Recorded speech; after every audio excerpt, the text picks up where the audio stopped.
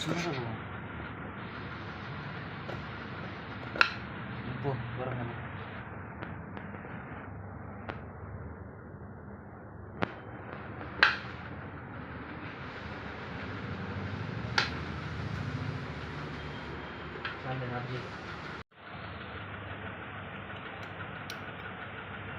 నిమ్మకాయ రసం పెట్టి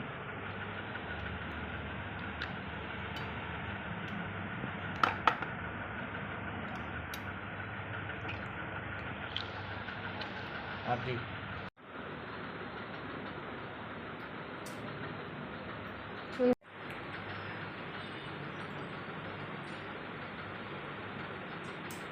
అది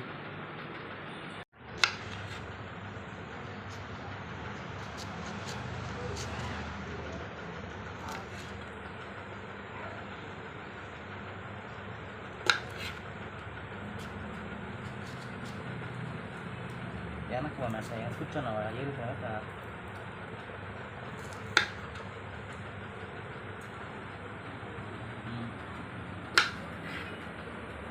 చాలా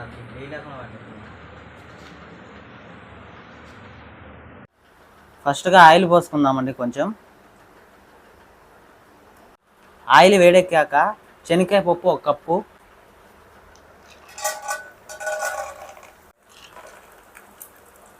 శనగకాయ పప్పులు ద్వారాగా వేయించుకోవాలండి. శనగకాయ పప్పులు బాగా వేగాయి, వేరుశనగ పప్పులు. కొంచెం ఆవాలు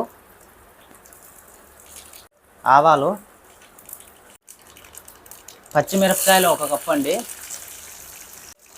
పచ్చిమిరపకాయలు 1 కప్పు వేసుకున్నాము. వీటిని బాగా వేయించుకోవాలండి, అటు ఇటు తిప్పాలి.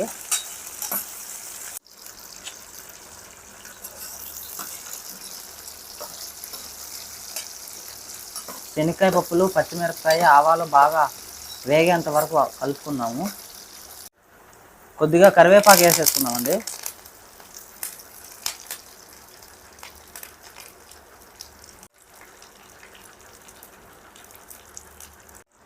ఇప్పుడు మనం నిమ్మకాయలతో పిండుకున్న నిమ్మరసం అయితే పోసేసుకుంటున్నామండి.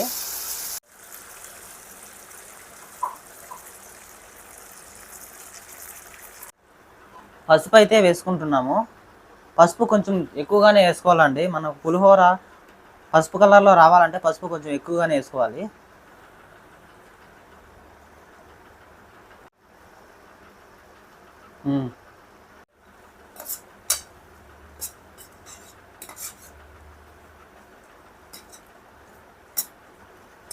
మనకు అన్నీ అయితే బాగానే వేగాయండి.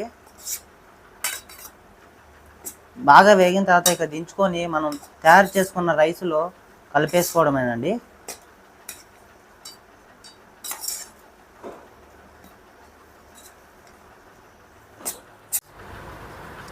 మనకు పులిహోరలో కావాల్సిన తాలింపు అయితే రెడీ అయిపోయిందండి. అయితే మనం ముందుగా రెడీ చేసుకున్న అన్నం అనేది బాగా ఆరబెట్టుకోవాలండి. రైస్ అనేది వేడిగా ఉండకూడదు. మనం బాగా దీన్ని ఫ్యాన్ పెట్టుకొని బాగా చల్లార్చుకోవాలండి రైస్ని. రైస్ అయితే బాగా ఆరిపోయిందండి. ఇక్కడ మనం పులుసు అన్నంలోకి రెడీ చేసుకున్న తాలింపుని అయితే దీంట్లో కలిపేసుకుందాం. ఒకసారి మనం రెడీ చేసుకున్న తాలింపుని అయితే దీంట్లో వేసేసుకొని బాగా కలిపేసుకుందామండి.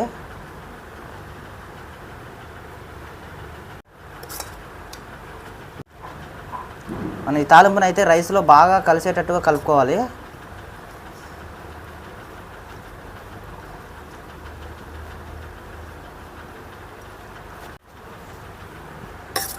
మనం పప్పునంతా వేసేసుకొని పూర్తిగా కలిపేసుకుందామండి.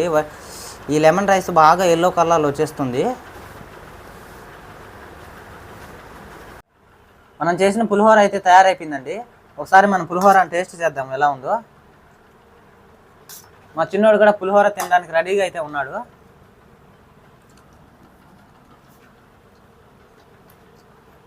పులిహోర టేస్ట్ అయితే చాలా బాగా వచ్చిందండి. మా చిన్నోడు కూడా పులిహోర బాగా తింటాడండి.